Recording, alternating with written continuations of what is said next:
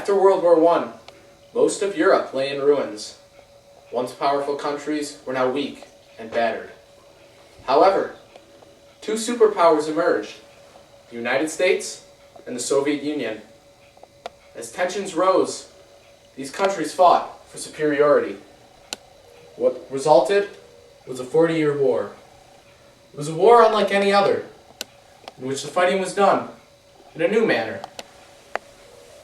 Join me, Edward Herman, and the History Channel as we present to you our century, the Cold War. We bring to you actual footage from 1953 of mobs of Soviet peasants outside in Stalingrad, tearing down statues of the once leader, Joseph Stalin. It's pandemonium here in Stalingrad. Mobs are running the streets in Stalingrad. It's the statue of Stalin is coming down. They're throwing garbage and sticks and rocks, and they just hate Stalin. Nikov Khrushchev's new de-Stalinization policy. They're trying to get rid of everything from Stalin. They got a rope.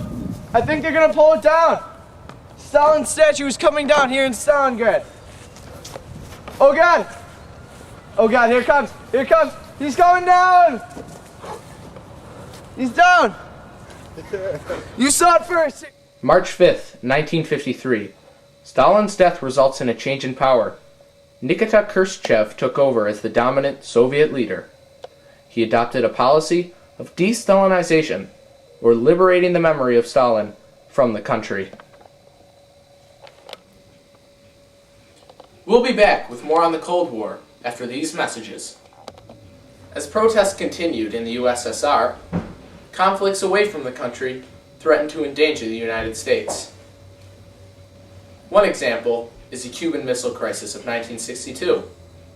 We come to you now with a public address from President John F. Kennedy regarding the Cuban Missile Crisis. Our Century, the Cold War, brought to you in part by Pod Sweater & Co. Hey you! Envious of people with the perfect sweater? Think you could have gotten that job if only you had a sweater vest? We got a solution for you! Billy Mays here at the Pod Sweater & Co.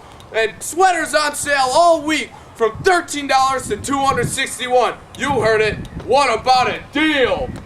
We got sweaters of all sorts. Kids for casual and everyday activities, we got that. For formal events, red sweater with a turtleneck. Don't like red? How about blue and a stripe? Women's clothing? How about some more blue? And this one's hand knitted. And my personal favorite, the women's sweater robe. So you heard it. You heard the deals. Come on down to Pod Sweater & Co. and get your sweaters today.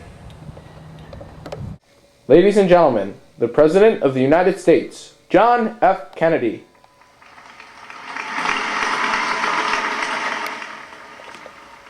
First question. What caused the Cuban Missile Crisis? The Soviet Union has helped Cuba build up missile sites that are capable of launching nuclear weapons. These sites are the home to several types of intercontinental ballistic missiles. They could strike at any time and we would have no defense. Next question. If they are to launch an attack, what would be some of their targets? Washington, D.C., Panama Canal, Cape Canaveral, Mexico City, or any other part of the eastern part of the U.S., in Central America, or in the Caribbean Sea. Next question. What did the Soviets have to say about this?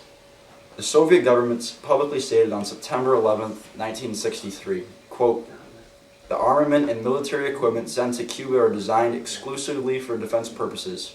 There is no need for the Soviet government to shift its weapons for a retaliatory blow to any other country, for instance, Cuba. The Soviet Union has so powerful rockets to carry these nuclear weapons that there is no need to search for sites for them beyond the boundaries of the Soviets." Next question. What is the U.S. government going to do about the Cuban Missile Crisis? First, create a blockade around Cuba and turn back any ship that contains offensive weapons. Second, continue and increase close surveillance of Cuba and its military buildup. Third, Any missiles launched from Cuba will be considered an attack by the Soviet Union, requiring a full retaliatory response upon the Soviets. Fourth, reinforced our base at Guantanamo Bay. Fifth, Articles 6th and 8th of the Rio Treaty need to be revoked in support of all necessary action. Sixth, an emergency call of the UN and its Security Council to take action against the Soviets' latest threat to world peace. Seventh, I call upon Chairman Khrushchev to halt and eliminate the reckless and proactive threat to world peace and to stable relations between our two nations.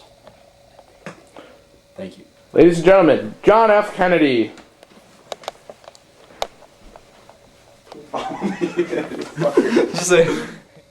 In the years to come, the United States and the Soviet Union eased their tensions, but only to a certain extent. However, in May of 1972, the two countries made great progress towards world peace. They held several meetings, the Strategic Arms Limitation Talks, or SALTs. At the end of these meetings, they signed the first treaty. This treaty was signed by Richard Nixon of the United States and Brezhnev of the Soviet Union. In this treaty, each country's intercontinental ballistic missiles and submarine launch missiles were limited. It was the first step towards world peace. Tired of people staring at that bald spot? Well, we've got a solution for you. L'Oreal presents Pods Grow and Go. Just put some on every morning and you'll have a full, luscious head of hair in just 2 weeks. Look at Bill. He's got a full head of hair in just 3 days. So it can work for you.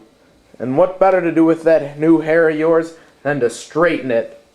Call now and you'll get this new hair straightener made by the Oler factory. Just call today at 692-3232.